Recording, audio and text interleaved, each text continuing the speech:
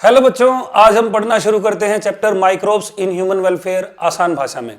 सबसे पहले देखते हैं कि ये माइक्रोब्स होते ही कौन है। माइक्रोब ऐसे ऑर्गेनिज्म को कहा जाता है बेटा जिनको हम नेकेड आई से नहीं देख सकते, उनको देखने के लिए हमें माइक्रोस्कोप की सहायता लेनी पड़ती है। अब आपके दिमाग में क्वेश्चन आएगा, ये माइक्रोब ह्यूमन वेलफेयर मतलब मानव कल्याण में कैसे यूज हो सकते हैं। आपने ये सुना होगा बेटा कि जो माइक्रोब होते हैं वो तो डिजीज कोजिंग होते हैं, जैसे कि साल्मोनेला टाइफी है वो टाइफॉइड कोज करता है, कॉमन कोल्ड राइनोवायरस की वजह से होता है। तो ऐसी बहुत सारी बीमारियां हैं जो कि माइक्रोब्स के द्वारा होती है, लेकिन सारे माइक्रोब नुकसान नहीं पहुंचाते, मतलब डिजीज कोजिंग नहीं होते। बहुत सारे ऐसे माइक्रोब भी होते हैं जो कि हमारे काम के भी होते हैं। इस चैप्टर में हमें उन्हीं माइक्रोब को स्टडी करना है कि वो कैसे कैसे काम के हो सकते हैं। माइक्रोब्स हैं जो बेटा वो अलग अलग कैटेगरी के होते हैं, जैसे कि आपने 11th क्लास में ये पढ़ा होगा कि माइक्रोब्स मोनेरा किंगडम के भी मेंबर हो सकते हैं, मतलब बैक्टीरिया और आर्की बैक्टीरिया भी हो सकते हैं। उसके अलावा किंगडम प्रोटिस्टा जिसमें यूनिसेलुलर यूकैरियोट होते हैं, और किंगडम फंगी के अंदर भी माइक्रोस्कोपिक ऑर्गेनिज्म होते हैं। तो माइक्रोब है जो बेटा वो अलग अलग ग्रुप के मेंबर होते हैं, ऐसा नहीं है कि सारे माइक्रोब एक ही टाइप के होते हैं। तो देखते हैं बेटा कि माइक्रोब होते कौन से हैं। माइक्रोब जैसे कि आपने सुना होगा बेटा कि बैक्टीरिया है जो बेटा वो माइक्रोस्कोपिक होता है, और बैक्टीरिया में आपने सुने होंगे कि कौन से बैक्टीरिया, आर्की बैक्टीरिया जो कि हार्श इन्वायरमेंट में पाए जाते हैं, दूसरे हैं यू बैक्टीरिया। दोनों के दोनों किंगडम मोनेरा के मेंबर होते हैं। तो किंगडम मोनेरा के मेंबर हो गए बैक्टीरिया जो कि माइक्रोस्कोपिक है। दूसरे ऑर्गेनिज्म है प्रोटिस्टा, जैसे कि आपने पढ़ा होगा कि प्रोटिस्टा किंगडम का नाम है, और इसके अंदर यूनिसेलुलर यूकैरियोट होते हैं। किंगडम फंगी के अंदर सारे ऑर्गेनिज्म माइक्रोस्कोपिक नहीं होते हैं, कुछ मेंबर हैं जैसे कि यीस्ट है जो माइक्रोस्कोपिक होती है, यूनिसेलुलर है। उसके बाद ट्राइकोडर्मा होता है, ट्राइकोडर्मा फंगी है जो कि माइक्रोस्कोपिक होती है। उसके अलावा वायरसेस। अब आपके दिमाग में क्वेश्चन आएगा, यार वायरसेस तो डिजीज कोजिंग होते हैं सारे ही, तो इनका यूज कैसे कर सकते हैं हम ह्यूमन वेलफेयर में। इसके बारे में डिस्कस करेंगे कि कैसे ये पेस्ट कंट्रोल के लिए एक बेस्ट ऑर्गेनिज्म है। उसके बाद वायरोइड्स। वायरोइड आपने सुना होगा यार, ये वायरोइड है जो वो नेकेड आरएनए मॉलिक्यूल होता है जो कि प्लांट के अंदर डिजीज कोज करता है। प्रायंस है जो बेटा वो प्रोटीनेशियस पार्टिकल होते हैं या प्रोटीन के बने पार्टिकल होते हैं जो कि डिजीज कॉजिंग होते हैं। इनको बेसिकली हम ह्यूमन वेलफेयर के लिए यूज नहीं करते, लेकिन हम यहां पर डिस्कस कर रहे हैं बेटा कि माइक्रोब बेसिकली हैं कौन से। इसके बाद हम देखते हैं बेटा कि माइक्रोब को हम कैसे कैसे स्टडी कर सकते हैं। जैसे कि यहां पर आपको ये प्लेट नजर आ रही है, इस प्लेट को हम बेसिकली कहते हैं petri plate. Petri plate, petri plate होता क्या है? पेट्री प्लेट आप समझ सकते हैं जो डोली होती है उसके ढक्कन के जैसा होता है, और ये ग्लास का बना होता है। इसके अंदर आपको जो ये रेड कलर का नजर आ रहा है, this one is nutrient medium. Nutrient medium, जो न्यूट्रिएंट मीडियम है बेटा, इसके अंदर ये माइक्रोब्स को कल्चर किया गया है, मतलब माइक्रोब को न्यूट्रिएंट प्रोवाइड करके उसको ग्रो करवाया गया है। जो कि आप ये देख पा रहे हैं, ये है माइक्रोबियल कॉलोनीज। माइक्रोबियल कॉलोनी, ये है माइक्रोबियल कॉलोनी। इस माइक्रोबियल कॉलोनी के अंदर 1000 ऑफ बैक्टीरिया होते हैं। एक डॉट की बात कर रहा हूं बेटा मैं, ये जो एक डॉट है, यदि आप इस एक डॉट को ऑब्जर्व करेंगे, इसके अंदर 1000 ऑफ बैक्टीरिया हो सकते हैं।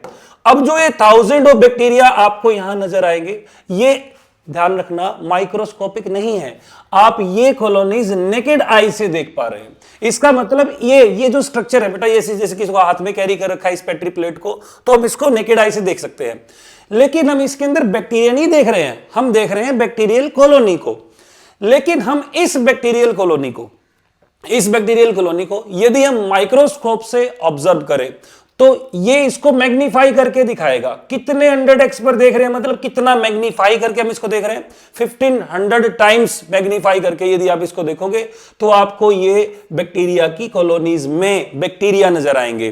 तो ये बैक्टीरिया जो बेटा, जैसे कि आपको ये नजर आ रहा है, this bacteria is rod shape, जिसको आपको पता होगा बेटा बैसिलस बैक्टीरिया, बैसिलस बोलते हैं इसको। उसके बाद यहां पर आपको जो बैक्टीरिया नजर आ रहा है ये स्फेरिकल शेप का है, स्फेरिकल बैक्टीरिया है जिसको हम कहते हैं कोकस या कोकाई। उसके बाद यदि आप इसको और मैग्नीफाई करके देखेंगे, मतलब 50,000 टाइम बढ़ा करके देखेंगे, 50,000 एक्स पर इसको आप देखेंगे, तो आपको ये बैक्टीरिया इस प्रकार का नजर आएगा।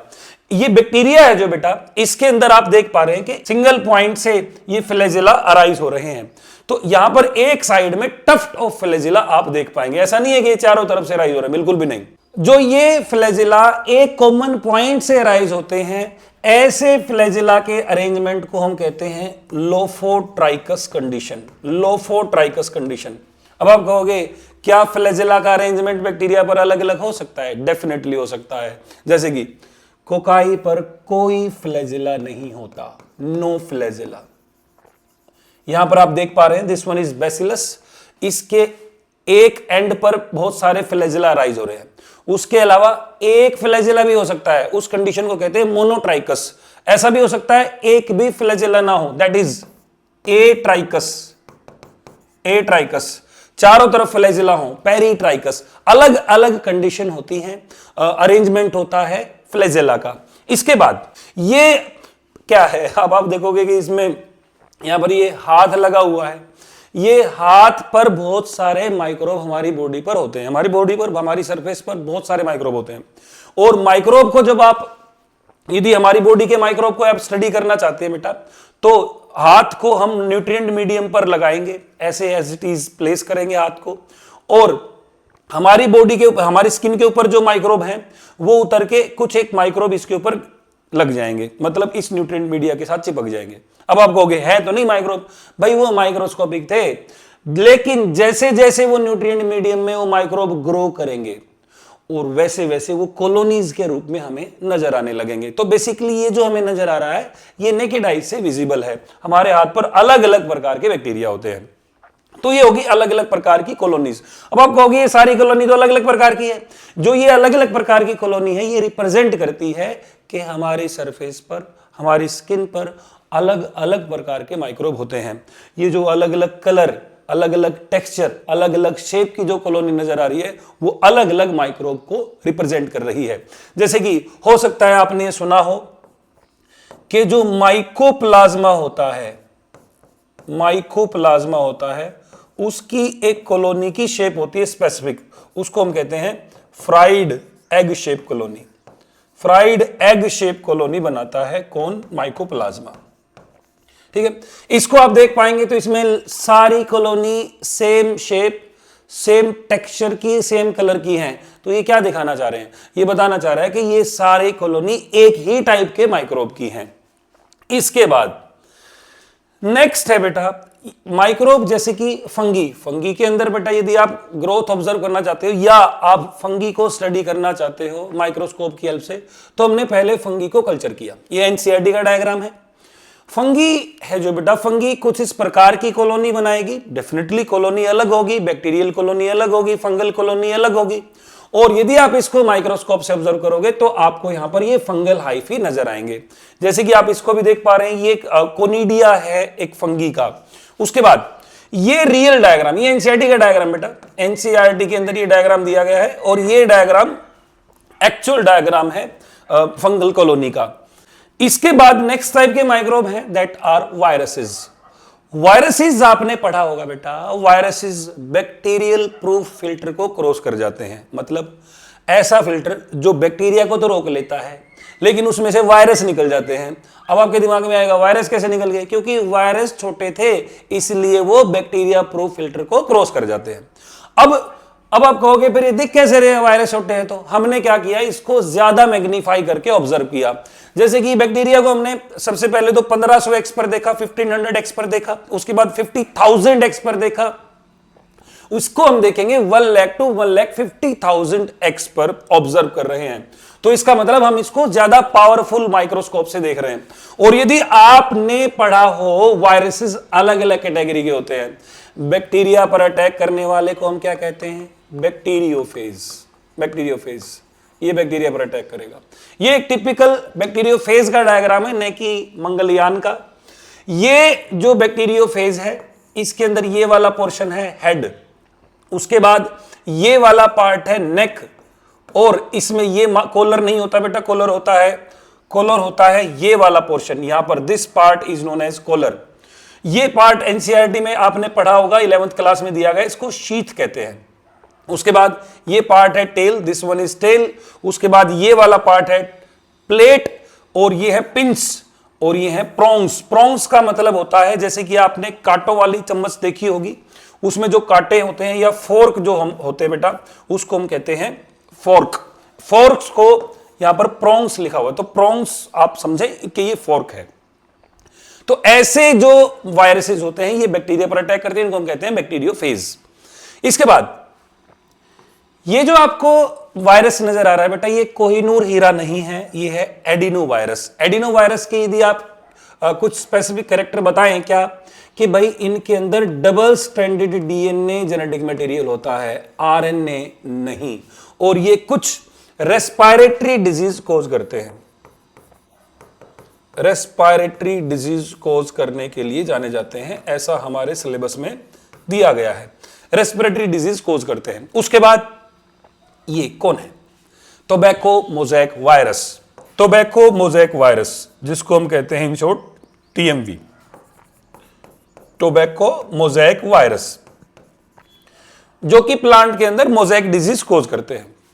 ये जो माइक्रोस्कोप में आपको ये स्ट्रक्चर नजर आ रहे हैं, ये क्या है, ये रोड लाइक स्ट्रक्चर आपको नजर आएगा।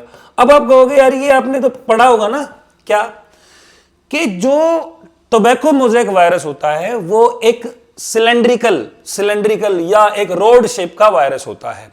अब ये कॉम्पैक्ट रोड आपको जो नजर आ रही है, इसके अंदर आपने 11th क्लास में पढ़ा होगा, इसके अंदर single stranded RNA spirally arrange होता है और सराउंड होता है कैप्सिड से सराउंड होता है। तो ये है टोबैको मोज़ेक वायरस। शायद आपको पता हो, tobacco mosaic virus is first discovered virus, first discovered virus इसी को कहते हैं। और इसको डिस्कवर किसने किया था, डीजे इवानोस्की ने डिस्कवर किया था, डीजे इवानोस्की ने डिस्कवर किया था और डीजे बजाया था। तो ये है वायरसेस। इसके बाद ये जो माइक्रोब है बेटा, ये कहां कहां पाए जाते हैं। माइक्रोब्स हैं जो बेटा, वो सब जगह पाए जाते हैं, ऐसी जगह पर भी पाए जाते हैं जहां पर रेयरली लाइफ एग्जिस्ट करती है। अब आप कहोगे वो कौन सी जगह है, तो हम देखते हैं बेटा, माइक्रोब्स के डिस्ट्रीब्यूशन को हम कहते हैं यूबिक्यूटस। यूबिक्यूटस कहा जाता है। यूबिक्यूटस का मतलब क्या होता है, कॉस्मोपॉलिटन। अब आप कहोगे इसका मतलब क्या होता है, कॉस्मोपॉलिटन। यूबिक्यूटस का मतलब होता है सब जगह पाया जाना, प्रेजेंट एवरीवेयर, प्रेजेंट एवरीवेयर। तो ऐसी जगह पर भी ये एग्जिस्ट करते हैं जहां पर जो लाइफ है वो बहुत ही रेयर होती है, मतलब रेयरली लाइफ पाई जाती है। अब जो माइक्रोब्स है बेटा, ये टेक्निकली कहां कौन सी हार्श हैबिटेट हैं जहां पर ये पाए जाते हैं, कौन सी हार्श कंडीशंस हैं जहां पर ये पाए जाते हैं। जैसे कि हम बात करें बेटा, ये सब जीरो टेम्परेचर पर भी एग्जिस्ट करते हैं, सब जीरो टेम्परेचर पर। सब जीरो टेम्परेचर कहां है, जहां पर बर्फ जमी होती है सोइल पर, परमाफ्रोस्ट कंडीशन में पाए जाते हैं। एग्जाम्पल आपसे पूछ लिया जाए तो क्या है, बैसिलस एफ बैक्टीरिया। बहुत ही कम आपने ऐसा सुना होगा कि ये बैक्टीरिया है ये ऐसा बैक्टीरिया है जो कि एजिंग को रेस्ट्रिक्ट करता है, मतलब एजिंग को रोकता है, मतलब बुढ़ापा आने को रोकता है। इसका मतलब ये नहीं है कि इसको पीने के बाद अमर हो जाएगा ह्यूमन बीइंग, बिल्कुल भी नहीं। बैसिलस एफ एक ऐसा बैक्टीरिया है जो कि ठंडे इलाकों में पाया जाता है और यह जाना जाता है एजिंग को रिड्यूस करने के लिए, एजिंग को रेस्ट्रिक्ट करने के लिए जाना जाता है। अब ऐसे बैक्टीरिया जो कि कोल्ड एनवायरनमेंट में पाए जाते हैं, ऐसे को हम कहते हैं क्रायोफिलिक। क्रायोफिलिक का मतलब होता है बेटा कि ऐसी जगह जहां पर बर्फ जमी हुई हो, फ्रीज लविंग, मतलब कोल्ड लविंग बैक्टीरिया को हम कहते हैं क्रायोफिलिक। उसके बाद ये ऑर्गेनिज्म हाई टेम्परेचर पर भी एग्जिस्ट करते हैं, जैसे कि 100 डिग्री सेल्सियस टेम्परेचर। अब आप कहोगे ये कहां होता है? गीजर वगैरह के अंदर इस प्रकार का टेम्परेचर पाया जाता है, गीजर वगैरह के अंदर। उसके अलावा हॉट स्प्रिंग्स, हाइड्रोथर्मल वेंट्स, जहां पर टेम्परेचर है जो वो 100 डिग्री सेल्सियस के आसपास होता है। ऐसे ऑर्गेनिज्म को हम कहते हैं थर्मोफिलिक ऑर्गेनिज्म। Thermophilic organism. ऐसा नहीं है कि केवल और केवल बैक्टीरिया ही थर्मोफिलिक होते हैं। अलग अलग ग्रुप के अंदर अलग अलग ऑर्गेनिज्म है, अलग अलग माइक्रोब हैं जो कि हाई टेम्परेचर पर एग्जिस्ट करते हैं। तो क्रायोफिलिक तो हो गए जो कोल्ड लविंग होते हैं, और थर्मोफिलिक हो गए बेटा जो कि हीट लविंग माइक्रो ऑर्गेनिज्म होते हैं। तो ये हो गया बेटा हैबिटेट। तो इनका हैबिटेट है यूबिक्यूटस, मतलब कॉस्मोपॉलिटन। अब हम बात करते हैं कि माइक्रोब को कैसे ह्यूमन वेलफेयर के लिए यूज किया जाता है। ह्यूमन वेलफेयर में भी अलग अलग प्रकार का कल्याण करते हैं हम ह्यूमन बीइंग का। कैसे? माइक्रोब्स को हाउस होल्ड प्रोडक्ट के अंदर यूज किया जाता है। कैसे? हाउस होल्ड प्रोडक्ट का मतलब होता है घरेलू उत्पाद, के घर पर जिसको हम यूज कर रहे हैं माइक्रोब्स को। मोस्ट कॉमन आपने जो हाउस होल्ड प्रोडक्ट पढ़ा होगा वो है दही, मतलब कर्ड, मतलब योगर्ट। तो कर्ड कैसे बनाई जाती है? सबको ये बात तो पता होगी कि कर्ड में जो बैक्टीरिया यूज होता है लैक्टोबैसिलस, और भी कुछ होता है, ये बात समझने की है। तो जो कर्ड है बेटा, कर्ड को हम योगर्ट भी कहते हैं। हालांकि कर्ड और योगर्ट में थोड़ा बहुत डिफरेंस होता है। जो कर्ड मेकिंग बैक्टीरिया होता है बेटा, उसको हम एक कैटेगरी में रखते हैं, उसको कहा जाता है लैब। इसका मतलब क्या होता है? ऐसा बैक्टीरिया का ग्रुप जो कि लैक्टिक एसिड पैदा करता हो। Lactic acid producing bacteria, lactic acid producing bacteria. अब आपसे मैं पूछूं कि एग्जांपल बताओ लैक्टिक एसिड प्रोड्यूसिंग बैक्टीरिया। अब आप कह दोगे कि यार लैक्टोबैसिलस। अरे भाई, लैक्टोबैसिलस के अलावा भी कुछ होता है। उसके अलावा कौन सा? ल्यूकोनोस्टोक भी, ल्यूकोनोस्टोक भी लैक्टिक एसिड पैदा करता है। उसके अलावा स्ट्रेप्टोकोकस भी, स्ट्रेप्टोकोकस भी लैक्टिक एसिड पैदा करता है। तो हर बार ये ना समझे कि लैक्टोबैसिलस ही पैदा करेगा lactic acid. Lactic acid bacteria जो हैं लैक्टिक एसिड पैदा करने के लिए जाने जाते हैं। ये दही बना सकते हैं, मतलब कर्ड फॉर्मेशन कर सकते हैं।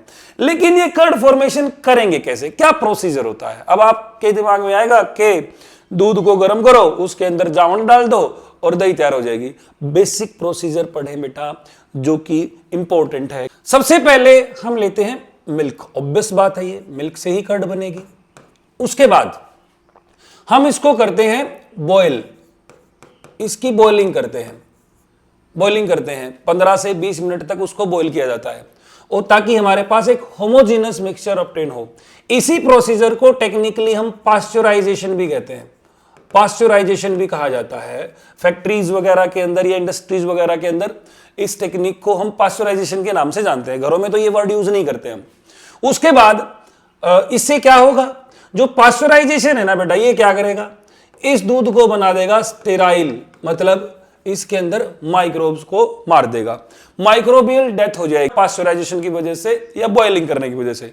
अब आप कहोगे हमने माइक्रोब को क्यों मारा? क्योंकि माइक्रोब अलग अलग कैटेगरी के हो सकते हैं मिल्क के अंदर। हमें तो स्पेसिफिकली केवल एक ही टाइप का माइक्रोब इसके अंदर ग्रो करवाना है, जो कि लैक्टिक एसिड पैदा करवाए। तो इसीलिए हम सबसे पहले इसके अंदर माइक्रोब्स की लाशें बिछा देते हैं। सारे माइक्रोब्स को स्टरलाइजेशन करके मार दिया जाता है, मतलब बॉईल करके मार दिया जाता है। उसके बाद हम इसको नॉर्मल टेम्परेचर पर लेकर आते हैं। लगभग 40 डिग्री सेल्सियस से 45 डिग्री सेल्सियस तक हम इसको ले आते हैं, उसी को कूलिंग कहते हैं। इसके बाद हम इसमें डालते हैं, आपने सुना होगा जावण, जामन नहीं बेटे, जावण, जिसको टेक्निकली स्टार्टर या इनोक्यूलम कहा जाता है। अब ये स्टार्टर और इनोक्यूलम क्या होता है, या जो थोड़ी सी दही या लस्सी है जो इसके अंदर हम ऐड करते हैं, वो क्या होता है? जो दही और लस्सी इसके अंदर ऐड करते हैं वो होता है हमारे पास सोर्स ऑफ लैब। जिसने पहले भी दही बनाई है, आगे भी दही बनाएगा। तो ये जो लैब है ना, ये लैब हमने इसको बॉयल करने के बाद और कूल करने के बाद इसके अंदर ये लैब डाले। उसके बाद वो जो लैब है बेटा, वो इसके अंदर लैक्टिक एसिड फर्मेंटेशन करवाएगा। ये कैसे होगा उसके बारे में चर्चा करेंगे। लैक्टिक एसिड फर्मेंटेशन करवाएगा मतलब एनारोबिक रेस्पिरेशन करवाएगा। और एनारोबिक रेस्पिरेशन, जैसा कि आपने रेस्पिरेशन इन प्लांट चैप्टर में पढ़ा होगा, इसमें एक प्रोडक्ट बनता है एनारोबिक रेस्पिरेशन का, दैट इज लैक्टिक एसिड, वही दही का फॉर्मेशन करवाएगा। उसके बाद फर्मेंटेशन करवाने के बाद इसकी हम फर्मेंटेशन लगभग 4 से 8 घंटे हम इसकी मिनिमम फर्मेंटेशन करवाएंगे। और उसके बाद ठंडा करने के बाद हमारे पास जो ऑब्टेन होगा दैट इज योगर्ट और कर्ड। कर्ड और योगर्ट में डिफरेंस होते हैं, कुछ डिफरेंसेस हम डिस्कस करेंगे। तो हमें बेसिकली क्या पता चला कि जो मिल्क है, इस मिल्क के अंदर हमने जो लैब डाले वो क्या करेंगे, इस मिल्क के अंदर शुगर होता है that is known as lactose. शायद आपने पढ़ा होगा, lactose is nothing just milk sugar. Milk sugar को हम क्या कहते हैं, लैक्टोज। अब जो ये लैक्टोज है, यदि आप इस शब्द को थोड़ा ध्यान से पढ़ो, लैक्ट वर्ड का मतलब है, या लैक्ट वर्ड है जो वो एसोसिएटेड है मिल्क से। OSE का मतलब होता है शुगर, या OSE एक सफिक्स है जो कि शुगर को रिप्रेजेंट करता है। अब जो लैक्टोज है ना बेटा, लैक्टोज मिल्क शुगर है, ठीक है। आपने ये पढ़ा होगा, लैक्टोज के अंदर 2 मोनोसेक्राइड होते हैं, glucose and galactose. Glucose and galactose, ये एक डाइसेक्राइड है। लैक्ट वर्ड चाहे कहीं पर भी आपको मिले, उसको आपको समझना है, कोरिलेट करना है मिल्क के साथ। जैसे कि लैक्टोबैसिलस, दूध का बैसिलस मतलब दूध का बैक्टीरिया। लैक्टेशन, जो मदर ब्रेस्ट फीडिंग करवाती है उसके अंदर मिल्क स्क्रीट होता है, that is known as lactation. उसके अलावा प्रोलैक्टिन जो हार्मोन मिल्क की सिंथेसिस करवाता है, तो लैक्ट वर्ड है ना जो बेटा, वो मिल्क से एसोसिएटेड होता है। तो यहां पर भी आपको समझना है कि ये जो लैक्टोज है, मिल्क शुगर है, इसको खाएंगे लैक्टिक एसिड बैक्टीरिया। और आपने molecular basis of inheritance chapter में थोड़ा बहुत पढ़ा हो कि जब लैक्टोज मीडियम में हो, तो इसका लैक ओपेरोन एक्टिवेट हो जाता है, शायद आपको पता हो। और लैक्टोज को मेटाबोलाइज करने के एंजाइम यहां पर पैदा होने लग जाते हैं, जैसे आपने पढ़ा होगा beta galactosidase enzyme, permease enzyme, transacetylase enzyme. चलो छोड़ो, वो हम डिस्कशन का टॉपिक नहीं है फिलहाल। अब लैक्टोज है जो बेटा, इसको एनारोबिक रेस्पिरेशन से लैक्टिक एसिड में कन्वर्ट कर दिया जाएगा। आपको ध्यान रखना है, CO2 पैदा नहीं होती है लैक्टिक एसिड फर्मेंटेशन में, 3 कार्बन का एसिड बनता है, ठीक बात है। लैक्टिक एसिड जो बना है ना बेटा बैक्टीरिया ने, यही लैक्टिक एसिड अब दही बनवाएगा। यही लैक्टिक एसिड अब दही का फॉर्मेशन करेगा। इसका मतलब बैक्टीरिया है जो लैब, वो दूध में पड़ा है, उसने सारी लैक्टोज खा ली है। लैक्टोज खाकर वो लैक्टिक एसिड बना देगा और अपना जीवन यापन करेगा, ATP बनाकर, ग्लाइकोलिसिस करके ATP बनाकर, ठीक है, अपनी एनर्जी ऑब्टेन करे, अपने लिए एनर्जी ऑब्टेन करेगा और लैक्टिक एसिड बनवा देगा। अब लैक्टिक एसिड दही बनवाएगा, ये बात आपको सोचनी है। बैक्टीरिया ने तो मिल्क का शुगर ले लिया, लैक्टोज खा लिया, लैक्टोज खाकर उसने अपने लिए ATP बनाया और लैक्टिक एसिड जो कि मजबूरी में बना था वो पैदा कर दिया और बाहर स्क्रेट कर दिया, सेल से फेंक दिया उसको, क्योंकि वो वेस्ट प्रोडक्ट है इसका, इस बैक्टीरिया का वो वेस्ट प्रोडक्ट है बेटा, उसने वो बाहर फेंक दिया। अब वो लैब पड़ा कहां है, लैब तो दूध में पड़ा है। अब वो दूध के अंदर क्या रिलीज कर रहा है, lactic acid bacteria lactic acid पैदा कर रहा है। अब लैक्टिक एसिड बैक्टीरिया जो लैक्टिक एसिड बना रहा है, वो लैक्टिक एसिड ही वो परिवर्तन लाएगा जो कि दूध को दही में कन्वर्ट कर देगा। अब लैक्टिक एसिड क्या करेगा, लैक्टिक एसिड दूध के अंदर जो प्रोटीन पाया जाता है that is casein, milk protein है जो कैसीन, देखो बेटा क्वेश्चन बन सकता है यहां से, मिल्क प्रोटीन है कैसीन और मिल्क शुगर है जो वो लैक्टोज होता है, दोनों को आप इंटरचेंज मत करना। कैसीन जो प्रोटीन है ना बेटा, इस कैसीन प्रोटीन में यदि ये लैक्टिक एसिड इंटरेक्ट करता है, ये एसिड इसके गुच्छे बना देगा, कोगुलेशन करवा देगा, coagulation of casein, coagulation of casein, याद रखना बेटा, कैसीन का कोगुलेशन करवा देगा, कैसीन का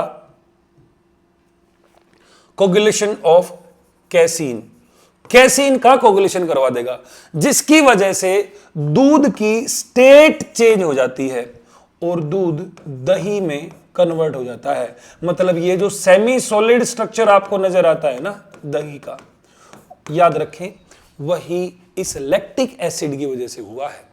तो बैक्टीरिया ने पहले लैक्टोज खाया, उसके बाद लैक्टिक एसिड पैदा किया, लैक्टिक एसिड ने दही बनवाई। ये बात आप दिमाग में रखें बेटा कि ये कोगुलेशन है जो ये लैक्टिक एसिड ने करवाया, इसकी वजह से जो दूध एक्वस कंडीशन में था वो स्टेट चेंज करके सेमी सॉलिड या जेल लाइक अपीयरेंस देगा। इसी को हम कहते हैं दही का जमना। मतलब जैसे कि खून का जमना ब्लड कोगुलेशन होता है, ऐसे ही दूध का जमना भी कोगुलेशन है और इसको हम कहते हैं मिल्क कोगुलेशन, या इसी को कहा जाता है कर्डलिंग, कर्डलिंग भी कहते हैं। तो ये थी कहानी दही बनने के मैकेनिज्म की। इसके बाद दही और योगर्ट, मतलब कर्ड और योगर्ट में क्या फर्क होता है? कोई ज्यादा सा डिफरेंस नहीं होता है, प्रोसीजर है जो स्टैंडर्ड प्रोसीजर दोनों में सेम होता है। जो योगर्ट है वो ज्यादा एसिडिक होता है, इसके अंदर जो माइक्रोब है वो स्पेसिफिकली अलग हो सकते हैं, मतलब स्पेसिफिक हो सकते हैं, जैसे कि लैक्टोबैसिलस बल्गैरिस, स्ट्रेप्टोकोकस थर्मोफिलस। यहां पर लैक्टोबैसिलस लैक्टिस है जो बेटा ये दही बनवाएगा, स्ट्रेप्टोकोकस थर्मोफिलस, लैक्टोबैसिलस बल्गैरिस ये फर्मेंटेशन करवाते हैं इसमें, ठीक है। उसके अलावा इस योगर्ट के अंदर फ्लेवर वगैरह भी ऐड कर दिया जाता है जिसकी वजह से ये मीठी हो सकती है, ठीक है। दही के अंदर भी ऐड कर लेते हैं वैसे, लेकिन यूजुअली इसके अंदर फ्लेवर ऐड नहीं किए जाते हैं। ये लैक्टिक एसिड फर्मेंटेशन से हमारे पास जो रो प्रोडक्ट आता है उसको हम कर्ड या दही कहते हैं। इसके बाद जो कर्ड है बेटा उसके कुछ बेनिफिट होते हैं। बेनिफिट कैसे? मिल्क से हमने जो दही बनाई है ना, ऐसा कहा जाता है साइंटिफिकली कि जो मिल्क है उससे ज्यादा न्यूट्रिशियस होती है दही। क्यों? अब इसको समझते हैं। देखो मिल्क के अंदर क्या था? मिल्क के अंदर था लैक्टोज, लैक्टोज था, मिल्क के अंदर था कैसीन, मिल्क के अंदर विटामिन B12 भी होता है लेकिन ये कम मात्रा में होता है। अब यदि आप कर्ड को देखोगे तो कर्ड के अंदर क्या है? लैक्टोज तो खा लिया गया, तो लैक्टोज इसके अंदर नहीं है या कम है, तो मैंने लिख दिया लैक्टोज नहीं होगा दही में, ठीक बात है। जो कैसीन है इसको क्या कर दिया गया? पार्शली डाइजेस्ट कर दिया गया। लैक्टिक एसिड की एक्टिविटी ने इसको डाइजेस्ट कर दिया, डाइजेस्ट कर दिया, पार्शली डाइजेस्ट कर दिया कैसीन को, ठीक है ना। पार्शियल डाइजेशन हो गया कैसीन का। तो इसका मतलब यह है जो दूध का प्रोटीन है कैसीन, इसको डाइजेस्ट करना आसान होगा, या दही के अंदर जो डाइजेस्टेड या पार्शली डाइजेस्टेड जो कैसीन है उसको डाइजेस्ट करना आसान होगा। ऑब्वियसली कर्ड का जो पार्शली डाइजेस्टेड प्रोटीन है उसको डाइजेस्ट करना आसान होगा, इसका मतलब कर्ड को डाइजेस्ट करना आसान है, ठीक है। उसके बाद यहां पर विटामिन B12 का कंटेंट भी ज्यादा होगा। उसके अलावा इसके अंदर लैक्टोज है जो वो लैक्टिक एसिड पैदा करेगा और लैक्टिक एसिड का कंटेंट भी इसके अंदर हाई होगा। अब कर्ड के क्या बेनिफिट है? सबसे पहला बेनिफिट, इसका प्रोटीन डाइजेस्ट करना आसान है। मतलब प्रोटीन यदि हमें चाहिए तो हम दूध पीने की बजाय उसी से बनी हुई कर्ड यदि ऑब्टेन करेंगे तो वो जल्दी डाइजेस्ट हो जाएगी और ज्यादा हमें न्यूट्रिशन प्रोवाइड करेगी। नेक्स्ट पॉइंट, विटामिन B12 हमें ज्यादा मिलेगा। उसके बाद लैक्टिक एसिड मिलेगा। अब लैक्टिक एसिड क्या फायदा पहुंचा सकता है? लैक्टिक एसिड गट के अंदर जाएगा, मतलब स्टमक के अंदर जाएगा और बैक्टीरिया को, जो बाकी बैक्टीरिया है उसकी ग्रोथ को कंट्रोल करेगा। इसका मतलब हमारी इम्यूनिटी को भी बूस्ट करता है। कौन? ये कर्ड इनटेक करना। अब बेटा क्या फायदे हैं इसके? इजीली डाइजेस्ट हो जाती है। उसके अलावा बेटा जिन लोगों को लैक्टोज इंटॉलरेंस होती है, मतलब जिनको लैक्टोज टॉलरेट नहीं होती, उसको हम कहते हैं लैक्टोज इंटॉलरेंस, लैक्टोज असहिष्णुता। अब जो लैक्टोज टॉलरेट नहीं कर पाते हैं उसमें क्या होता है? जिसने दूध पी लिया उसको लैक्टोज चलेगी बॉडी के अंदर, तो लैक्टोज से क्या होगा? उनको लूज मोशन हो जाते हैं।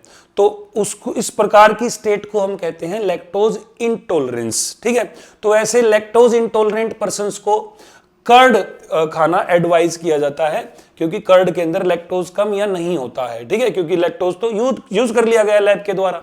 उसके अलावा जो लैब है बेटा, वो बहुत इंपॉर्टेंट रोल प्ले करते हैं डिजीज कॉजिंग माइक्रोब को जो चेक करते हैं स्टमक के अंदर।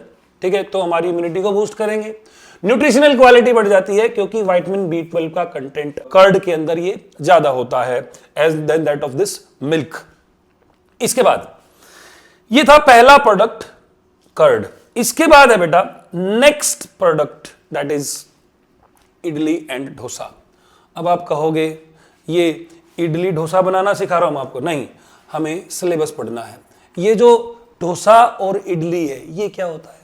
आपने शायद सुना हो, जो इडली और डोसा होता है वो राइस इडली, शायद आपको पता होगा, जो इडली है बेटा वो राइस के फ्लोर से बनती है और चने के फ्लोर से बनता है डोसा। तो हमने यहां पर ये लिए राइस और चना, और उसके बाद उसके फ्लोर को हमने क्या किया, फर्मेंट किया यूजिंग बैक्टीरिया। हमने बैक्टीरिया को यूज करके उसको फर्मेंट किया। तो जो बैक्टीरिया है ना इसके अंदर, वो ल्यूकोनोस्टोक और स्ट्रेप्टोकोकस है जो इसके अंदर फर्मेंटेशन करवाएंगे। शायद आपको मालूम हो, अभी हमने बात की थी, ल्यूकोनोस्टोक और स्ट्रेप्टोकोकस दोनों के दोनों लैक्टिक एसिड पैदा करते हैं। वही लैक्टिक एसिड इसके अंदर थोड़ा सा सोर टेस्ट लाएगा, और इसी से हमारे पास फाइनली बाकी प्रोसीजर फॉलो करके हमारे पास इडली और डोसा हमें प्राप्त होता है। तो यही प्रोसीजर है डोसा और इडली बनाने का। अब क्वेश्चन क्या आएगा?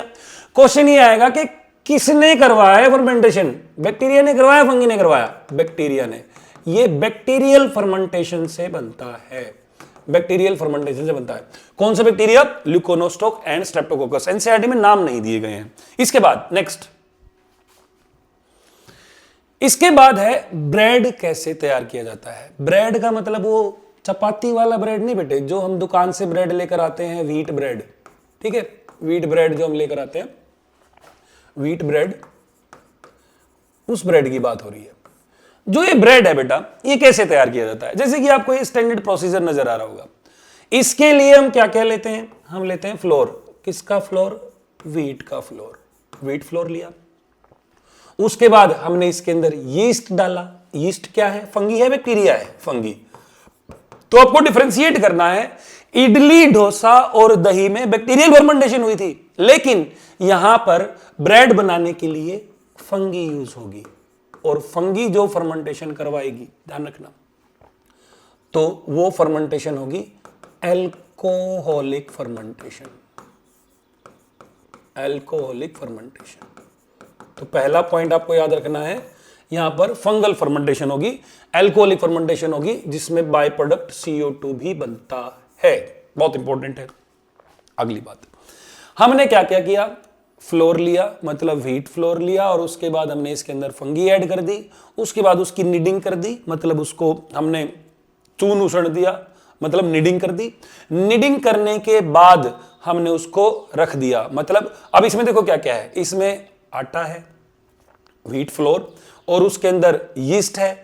अब वो ये जो यीस्ट है वो इस आटे के अंदर जो न्यूट्रिएंट है उसको कंज्यूम करेगी, और कंज्यूम करने के बाद इसके अंदर इथेनॉल और CO2 पैदा करवाएगी।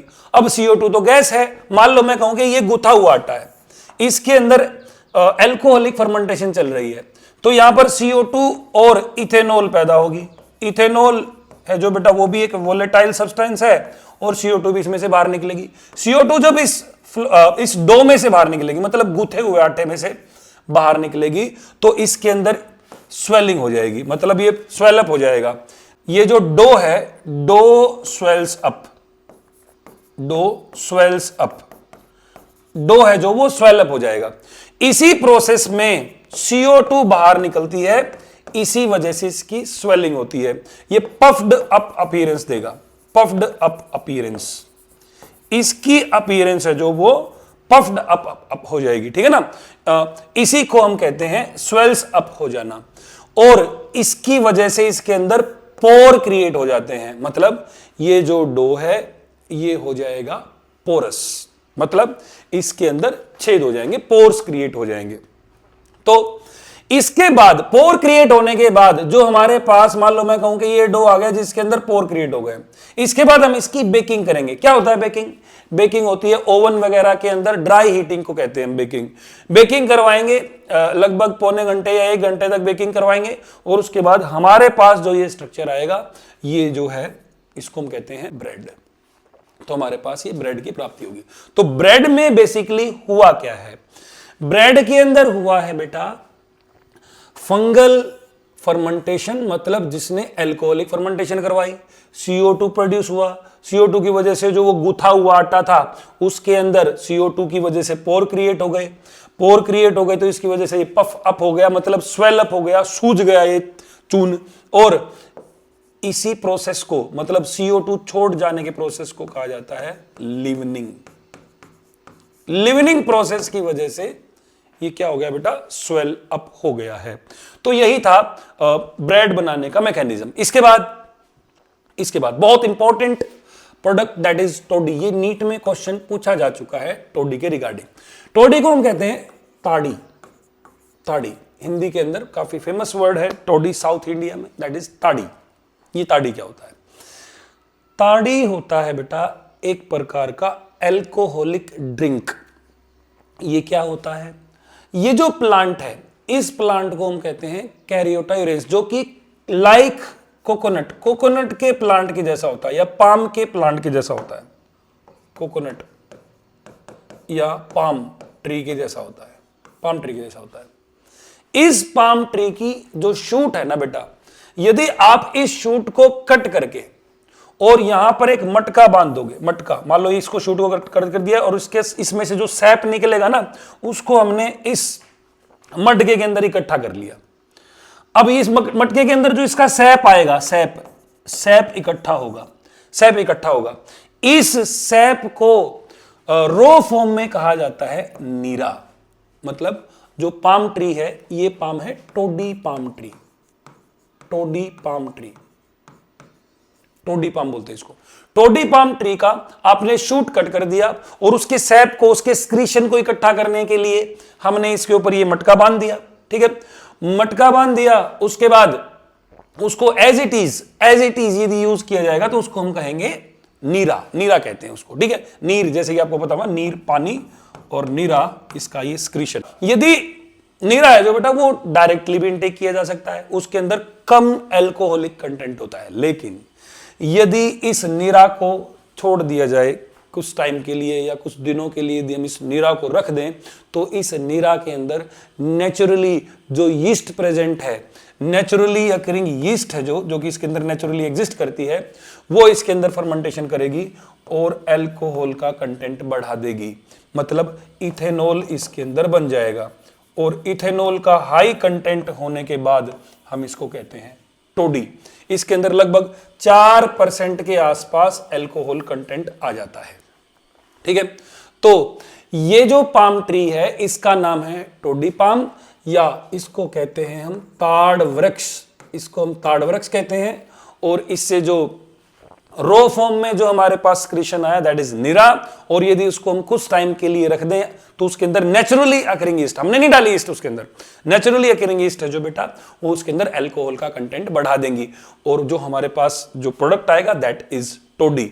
अब इसके अंदर आप ये जो देख पा रहे हैं कि इसके अंदर ये इस बोतल के अंदर इसका इकट्ठा किया जा रहा है, नीरा को बोतल में इसलिए इकट्ठा किया जा रहा है ताकि हम इसको दारू का फील दे सके, इसलिए इसको बोतल में इकट्ठा किया गया, इसलिए कोई मतलब नहीं है इस बात का। इसके बाद नेक्स्ट है अलग अलग प्रकार के प्रोडक्ट जो कि हम फर्मेंटेशन से ऑब्टेन करते हैं। कौन से? जैसे कि फिश है जो बेटा, उसको एक पर्टिकुलर टेस्ट और फ्लेवर देने के लिए उसको फर्मेंट किया जाता है। ठीक है, उसके बाद जो बैम्बू है, बैम्बू, बांस। अब आप कहोगे बांस को कौन खाता है बे? बांस के अलग अलग प्रोडक्ट बनते हैं साउथ इंडिया में, जैसे कि बांस का अचार। अब आप कहोगे वो बांस कौन सा? ये तो बांस तो बहुत हार्ड होता है, उसको कैसे खाया जाएगा? भाई जब बांस का प्लांट यंग स्टेट में है तो उसके अंदर जो यंग पार्ट होता है, टेंडर अपेक्स होता है, उसको, वो काफी सॉफ्ट होता है, उसको काट के और उसकी फर्मेंटेशन करके बेम्बू का अचार या बेम्बू से सब्जियां भी तैयार की जाती हैं। आप इस बात को समझो। उसके बाद सोयाबीन फर्मेंटेशन से क्या मिलता है? सोयाबीन फर्मेंटेशन से आपने सुना होगा टोफू। टोफू है जो बेटा, वो सोयाबीन, ये सोयाबीन है और सोयाबीन से जो तैयार किया गया है फर्मेंटेशन करके, इसको कहते हैं टोफू। उसके अलावा ये है इंडिया में तैयार किया जाने वाला सोयाबीन की फर्मेंटेशन से प्रोडक्ट जो तैयार करते हैं, दैट इज पहक, जो कि हिमाचल वगैरह रीजन के अंदर ये तैयार किया जाता है सोयाबीन की फर्मेंटेशन से। उसके अलावा सोया सॉस, सोया सॉस है जो बेटा, वो भी तैयार की जाती है सोयाबीन की फर्मेंटेशन से। इसके बाद अब हम बात करते हैं कि ये चीज क्या है। चीज आपने पढ़ा होगा कि चीज को हम पनीर भी कहते हैं। अब आप कहोगे ये कौन सा चीज है, पनीर तो अलग होता है। नहीं, पनीर बेसिकली इंडियन चीज को कहते हैं। इंडियन या फार्मर चीज को हम कहते हैं पनीर। फार्मर चीज को हम पनीर कहते हैं। तो फिर डिफरेंस क्या होता है बाकी चीज में और फार्मर चीज में? फार्मर चीज जिसको हम पनीर कहते हैं, पनीर बॉईल करने के बाद मेल्ट नहीं होता। जो बाकी चीज होते हैं वो बॉईल करने के बाद मेल्ट हो जाए। जैसे कि आपने जो पिज्जा वगैरह है, जो उसमें देखा होगा, जो चीज है वो बॉईल करने के बाद मेल्ट हो जाता है। अब कैसे तैयार किया जाता है चीज को? चीज का जो स्टैंडर्ड प्रोसीजर है वो कर्ड बनाने के जैसा ही है। मतलब हम यहां पर जो यूज करेंगे वो यूज करेंगे स्टैंडर्ड प्रोसीजर जो दही बनाने का। सबसे पहले पास्चराइजेशन किया, मतलब बॉइलिंग किया, बॉइलिंग की, बॉइलिंग करने के बाद स्टार्टर कल्चर डाल दिया। स्टार्टर कल्चर में क्या डालेंगे हम? लैक्टिक एसिड बैक्टीरिया डालेंगे। लेकिन उसने यार ये क्या करवा दिया? एसिड बनवा दिया, मतलब लैक्टिक एसिड बनवा दिया। ठीक बात है, लैक्टिक एसिड बन गया, ठीक है, इसने कर्डलिंग कर दी। लेकिन इसके बाद हम डालते हैं रेनिन। रेनिन जो आपने पढ़ा होगा, जो छोटे बच्चे होते हैं उनके अंदर प्रोटीन तोड़ने के लिए या प्रोटीन को कोगुलेट करने के लिए एक एंजाइम पैदा होता है, रेनिन। उसी एंजाइम के बहुत सारे एंजाइम होते हैं, लाइपेज वगैरह भी होते हैं, प्रोटीज वगैरह भी होते हैं, उसको हम कहते हैं रेनेट। और इसके बाद हम डाल देते हैं रेनेट। और वो रेनेट क्या करता है? इस लैक्टिक एसिड बैक्टीरिया के द्वारा जो प्रोडक्ट बनाया गया था या जो रो फॉर्म में कर्ड बनाई गई थी, उसको क्या कर देगा? वो पानी अलग कर देगा और उसको थोड़ा सॉलिडिफाई कर देगा। ठीक है, मतलब चिथड़े से बन जाते हैं उसके अंदर। ठीक है, तो उसके बाद हम क्या करते हैं? छलनी की सहायता से हम उसको, पानी को अलग कर देते हैं और जो वो कोगुलेटेड स्ट्रक्चर होता है उसको हम सेपरेट कर लेते हैं। तो वो जो स्ट्रक्चर हमारे पास आया है ना ट्रीटमेंट के बाद, उसी को सॉलिडिफाई करके हम बना देते हैं चीज। चीज में याद रखना बेटा, क्या चीज अलग है जो कर्डलिंग से अलग हुई? कि हमने इसके अंदर रेनेट डाला। इतना तो डिटेल में नहीं पूछा जाएगा आपसे। उसके बाद जो चीज है वो अलग अलग प्रकार के कैसे हो गए? चीज अलग अलग टाइप के होते हैं on the basis of their procedure of ageing, कि उनकी एजिंग कैसे करवाई गई।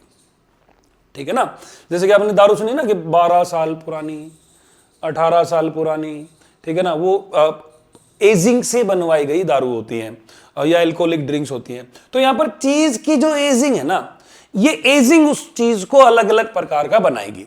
अब हमारे सिलेबस में एजिंग के बारे में बता रखा है, ये स्टैंडर्ड प्रोसीजर नहीं बताया गया है। तो आप बात को समझना कि जो चीज है ना वो अलग अलग प्रकार के होते हैं, लेकिन किस बेसिस पर?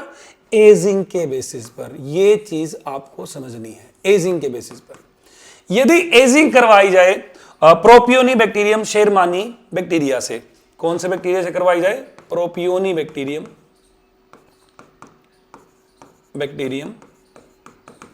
शेरमानी की सहायता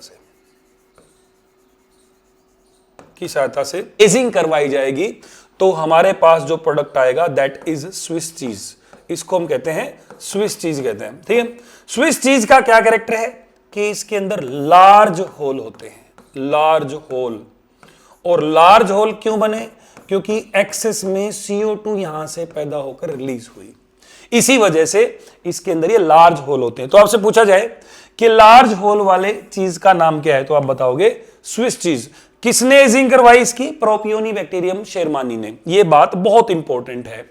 इसके बाद यदि आप इस रो चीज को एज करवाते हो यूजिंग फंगी, और फंगी कौन सी, पेनिसिलियम रोक्यूफोर्टी, पेनिसिलियम रोक्यूफोर्टी फंगी से यदि आप इसको एज करवाते हैं, ठीक है, तो इसका फ्लेवर, टेस्ट और टेक्सचर वो इस स्विस चीज से अलग होगा। मतलब एजिंग है जो बेटा, एजिंग कौन से माइक्रोब से करवा रहे हो, प्रोपियोनिबैक्टीरियम सीरमा से करवाई तो स्विस चीज आया, पेनिसिलियम रोक्यूफोर्टी से करवाया तो रोक्यूफोर्टी चीज आया। अब देखो इसको, इसका कलर, इसका टेक्सचर और इसका टेस्ट जो कि खाने के बाद पता चलेगा वो अलग अलग होता है। तो ये है रोक्यूफोर्टी चीज।